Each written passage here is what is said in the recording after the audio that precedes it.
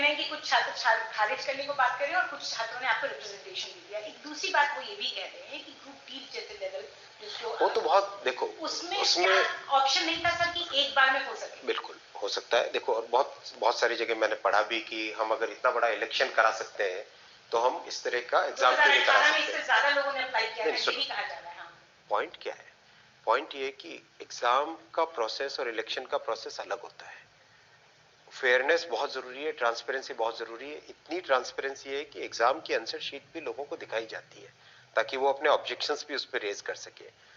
इसीलिए सोचा गया था कि एक जो ग्रुप डी का लेवल 1 का एग्जाम है उसको 2 स्टेज में किया जाए, लेकिन लोगों की रिप्रेजेंटेशन है, उस पर विचार करके बहुत जल्दी फैसला ले लिया जाएगा। भी ऐसा एक बार में भी हुआ है और इससे ज्यादा लोगों ने अप्लाई किया था, ये भी एक तरह से समय बहुत लगता है, उसमें समय बहुत लगता है और बहुत सारे चैलेंजेस हैं। तो अगर कमेटी इस निष्कर्ष पर पहुंचती है कि एक लेवल में एक ही बार में एग्जाम हो ग्रुप डी वाला, तो क्या वो डिसाइड कर सकते हैं? कमेटी अपना डिसीजन डेफिनेटली एक लेवल में कराने की एक बार में एक उससे जुड़ा हुआ दूसरा सवाल ये आ रहा है कि जब आप कहते हैं, एक आपका प्रेस कॉन्फ्रेंस सुनके एक छात्र ने हमसे कहा कि जब मंत्री जी बोल रहे हैं कि एक पोस्ट है, मतलब एक वैकेंसी ऐसी निकलती है एक बार और उस पर 1 करोड़ या 1 करोड़ से ज्यादा लोग अप्लाई करते हैं, तो क्या ये सरकार की विफलता नहीं है कि हम इतने ज्यादा बेरोजगार हैं? इस पर आपसे जवाब चाहूं। देखिए, रेलवे की नौकरी इतनी एक सेफ और इतनी अच्छी नौकरी मानी जाती है कि डेफिनेटली इसमें ज्यादा संख्या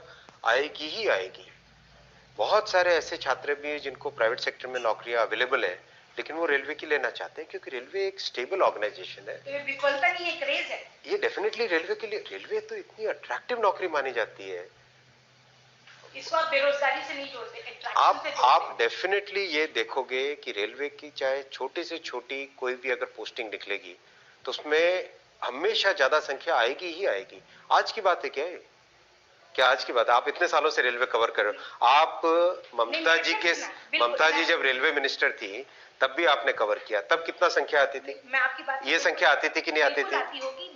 आती थी या नहीं आती थी? मैं इतना जानना चाहती हूँ कि आप इसे बेरोजगारी से जोड़ते हैं या अपने क्रेज से जोड़ते हैं? रेलवे डेफिनेटली एक ऐसा सेक्टर है जिसमें बहुत सारे नौजवान योगदान देना चाहते हैं, तो जितनी भी आप जब भी वैकेंसीज आएंगी ज्यादा संख्या आएगी ही। अब आखिरी के 2 सवाल मेरे बचते हैं सर। एक तो फिलहाल कितनी वैकेंसी है आपकी रेलवेज में, और जब 3 साल इस तरह की वैकेंसी निकली क्या एक्यूमुलेशन नहीं होगा? 16 के बाद 19 में निकली, 19 वाली अभी तक नहीं हुई, तो फिर अगली कब होगी? देखो, बहुत सारे फैक्टर्स हैं। इन फैक्टर्स पे एसोसिएशंस का, फेडरेशंस का, उनका व्यू भी लेना होता है। आज हम बजट की बात कर रहे हैं, आप कहाँ चले गए? ठीक है, मैं बजट पे वापस आती हूँ कि इस बजट में जो हाइलाइट्स हमने देखे उसमें सबसे ज्यादा बात हो रही है कि 3 सालों में आप 400 वंदे भारत एक्सप्रेस ट्रेनें चलाएंगे। इन ट्रेनों के बारे में कहा जाता है कि फ्लाइट पे जो पैसेंजर्स जा रहे थे छोटी छोटी दूरी वाले, उनको आप अट्रैक्ट करने के लिए, रेलवे पे लाने के लिए आप लोगों ने इस तरह की इंटरसिटी एक्सप्रेस और जिसकी स्पीड भी बहुत अच्छी हो, किराया लेकिन 40% शताब्दी और राजधानी से ज्यादा है। 400 जब ट्रेनें चलाएंगे आप ये नई 3 साल में, क्या लगता है वो सारे पैसेंजर्स रेलवे तक आ जाएंगे? फ्लाइट और रेलवे की आपस में कोई तनातनी चल रही है क्या? आ जाएंगे? 8.5 करोड़ ट्रिप्स है रेलवे के पैसेंजर्स की साल में, 8.5 करोड़।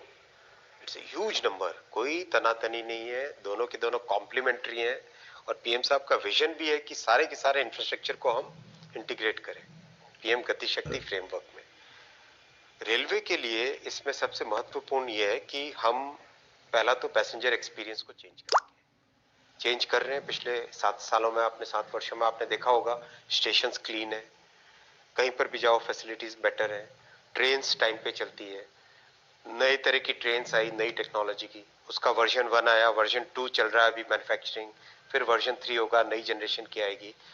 ट्रेन, सेफ्टी, स्टेशन, इन तीनों से पैसेंजर्स का एक्सपीरियंस चेंज होता है, तो वो सारा फोकस है पहला। 400 नंबर बहुत ज्यादा होते हैं 3 साल के लिए, तो क्या ये इवेंचुअली हम शताब्दी और राजधानी इसको फेज आउट करेंगे इंटरसिटी के, जहां जो 2 कनेक्टेड, और क्या किराया ज्यादा हो रहा है तो मेरी पॉकेट पे असर नहीं पड़ रहा? मैं इस पे आपसे ज्यादा फोकस चाहूंगा। आप ये देखिए ना कितना I need to shell out more. आप देखिए वंदे की ऑक्यूपेंसी कितनी है।